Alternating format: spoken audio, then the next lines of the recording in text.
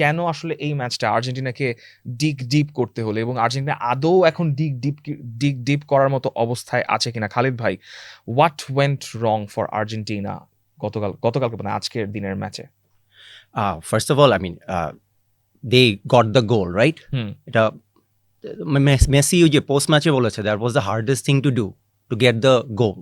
So ওরাও জানতো what they were up against, মানে একটা রেজিলিয়েন্ট একটা side and they can also hit you on the counter.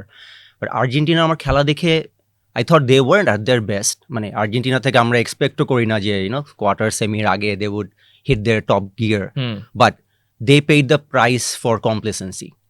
যখনই একটা ফেজ আসছে সেকেন্ড হাফে, যে 5 মিনিট মনে হচ্ছিল যে পাসগুলা বল ডিস্ট্রিবিউশন ঠিকঠাক হচ্ছে না, they weren't serious about holding the ball, or ওই জায়গাতেই দে ওয়ার ইমিডিয়েটলি পানিশ। মানে ইনস্ট্যান্ট কার্মা টাইপের আমার একটা লেগেছে।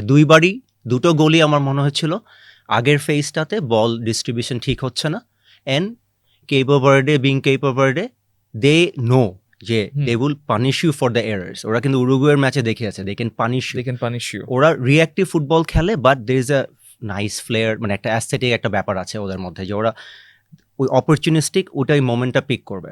আর্জেন্টিনা আসলে কাবো ভার্দেকে একটু হলেও আন্ডার এস্টিমেট করেছে কিনা সেটা নিয়ে আপনারা কমেন্ট বক্সে লিখতে পারেন, আমরা কথা বলবো। বাট একই প্রশ্ন আপনার কাছে, মানে আর্জেন্টিনা কি?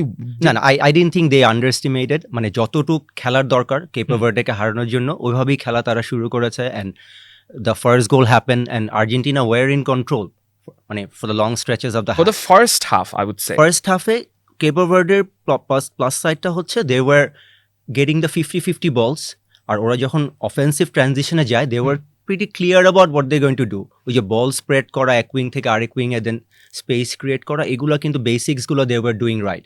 তো বোথ টিমস আমি বলবো যে আর্জেন্টিনা লেটস সে তাদের B+ গেম খেলেছে, which was good enough to beat Cape Verde, but Cape Verde played their A game in a way.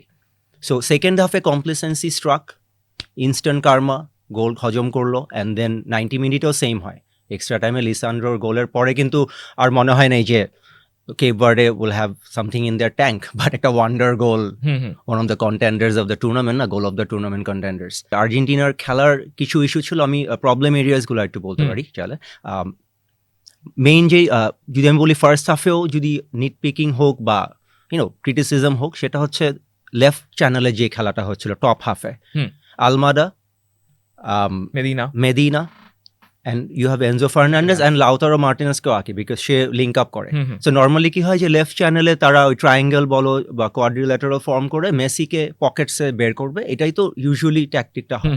কিন্তু আমরা দেখেছি যে ওই লে অফগুলো weren't accurate enough. There were few instances, মানে 2-3টা হয়তো পিক করা যাবে, ইদার আলমাদা হয়তো মেদিনা, জাস্ট বলের অ্যাকুরেসি ছিল না। আচ্ছা, আমরা একটা কমেন্ট নিয়ে নিই। প্রবীর চৌধুরী বলছেন আর্জেন্টিনাকে মনে হচ্ছে পাওয়ার সেভিং মোডে আছে, কবে তারা পাওয়ার আনলিশ করবে, এমনভাবে খেললে আর্জেন্টিনা কত দূর যাবে। মানে পাওয়ার সেভ করতে সমস্যা নাই, this is a long knockout tournament, কিন্তু নকআউট টুর্নামেন্ট আপনি কাবো ভার্দের সঙ্গে পাওয়ার সেভ করে যদি এরকম মানে মানে একদম বিপর্যয়ে পড়ে যাওয়া খুব স্বাভাবিক। যে একটু লোয়ার র্যাঙ্কড কোনো টিম অনেক ক্ষেত্রে ভাবে যে এরকম আগে যেটা ছিল round of 16, second round, sorry এখন রাউন্ড অফ 32, এই জায়গাটার মধ্যে একটু লোয়ার র্যাঙ্ক টিম ভাবতে পারে যে এটাই ওদের লাস্ট ম্যাচ, ওরা ওদের সব কিছু দিয়ে এই ম্যাচটার মধ্যেই খেলবে।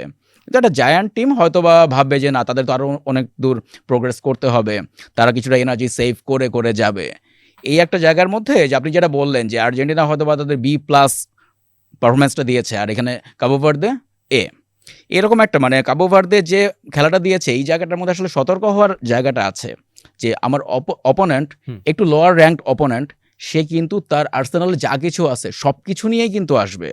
সেই ক্ষেত্রে আসলে খুব বেশি রিলাক্ট্যান্ট হওয়ার কিন্তু স্কোপ নাই। আর আর্জেন্টিনা আসলে ফার্স্ট গোলটার পরে সেকেন্ড হাফের শুরু থেকে প্রচণ্ড ক্লামসি ছিল, আর তারা একটা গোল দিয়ে আমার মনে হয় প্রচণ্ড বেশি কমফোর্টেবল হয়ে গিয়েছিল। আর ওরা যে একটু পরপর ছোট এক একটা স্পেসের মধ্যে যে তারা কোয়ার্টেটটা তৈরি করে, এই কোয়ার্টেটের মধ্যে পাসিংটাও হচ্ছিল না, বল হোল্ড করতে পারছিল না, পাস বারবার ভুল হয়ে যাচ্ছিল। আমার তো মনে হচ্ছিল যে আমি বোধ হয় টানা 3 থেকে 4টা পাস অ্যাকুরেট হতেই দেখছিলাম না লম্বা সময়। সেকেন্ড হাফে কখনো কি আপনার মনে হয়েছে ম্যাচের মধ্যে লাইক মানে not from a fan's perspective, not from মানে anything, just from neutral viewing, যে আর্জেন্টিনা এই ম্যাচ জিতে ফিরতে পারবে না? হ্যাঁ, মনে হচ্ছে যে আর্জেন্টিনা জিতে মনে হয়েছে। মানে এই ম্যাচটা আসলে যদি টাই ব্রেকারেও যায় তো ভর্জিনিয়াকে আমি আসলে কখনোই টাই ব্রেকার পারফর্ম করতে দেখি নাই। ওকে আমি নর্মালি খেলতে দেখছি এবং খুবই ভালো পারফর্ম করে আসছে। গতকালকের ম্যাচেও তো চমৎকার পারফর্ম করছে ভর্জিনিয়া। তো ও যদি টাই ব্রেকারে থাকে আর্জেন্টিনা খুব বেশি কমফোর্টেবল থাকতে পারবে না। আমার মনে হচ্ছিল যে খুব বেশি কমফোর্টেবল থাকতে পারবে না। আর থার্ড গোলটা আর্জেন্টিনা তো পেল, থার্ড গোলটা পাওয়ার পরে বোধ হয় মিনিট 2-এর মধ্যে কাবো ভার্দে বোধ হয় 3টা কর্নার পেল, 3টা কর্নার, হ্যাঁ 3টা কর্নারের পরে আবার একটা ডিবক্সের বাইরে একটা ফাউল ফ্রি কিক পেল, তারপর আবার 2টা কর্নার। এই সবকিছু হয়ে গেল বোধ হয় 2 থেকে 3 মিনিটের মধ্যে। ওরা কিন্তু ওদের ইন্টেন্সিটি কোনোভাবেই কমায় নাই। মানে আরো কিছু সময় পেলে হয়তো ওরা থার্ড ইকুয়ালাইজারটাও পেয়ে যেতে পারতো।